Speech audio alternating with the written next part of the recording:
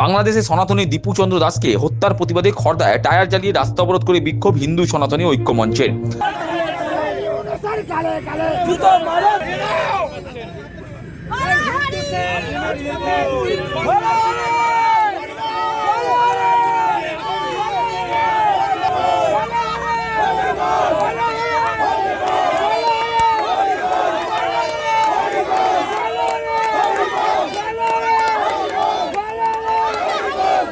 পদ্মাপাড়ের দেশে এখনো হিন্দু নিধন অব্যাহত।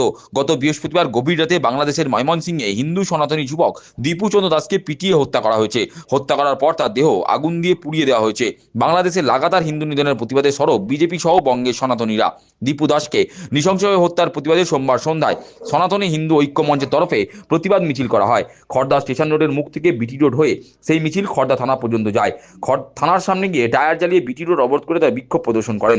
সেখানে বাংলাদেশের অন্তর্বর্তীকালীন সরকারের প্রধান উপদেষ্টা মোহাম্মদ ইউনূসের কুশপুত্তলিকা দাহ করেন বিক্ষোভকারীরা। প্রায় 40 মিনিট অবরোধ চলার পর পুলিশি মধ্যস্থতায় বিক্ষোভকারীরা অবরোধ প্রত্যাহার করে নেয়। বিভেদ ভুলে হিন্দুদের একজোট হওয়ার বার্তা দিলেন খড়দা হিন্দু সনাতনী ঐক্য মঞ্চের নেতা ভক্ত বিশ্বাস। তার হুঁশিয়ারি, ওপার বাংলায় হিন্দু নিধন বন্ধ না হওয়া পর্যন্ত তারা আন্দোলন জারি রাখবে।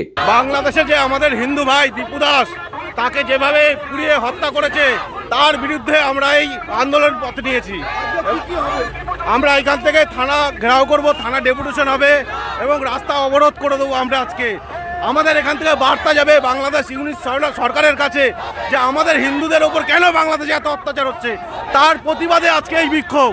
আর এই বিক্ষোভ সারা ভারতবর্ষ জুড়ে চলতে থাকবে যতক্ষণ না এই হিন্দু নিধন বন্ধ হবে।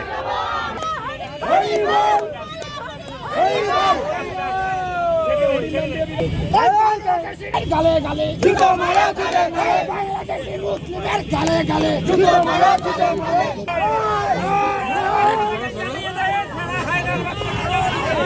আগুন লেগে যাবে।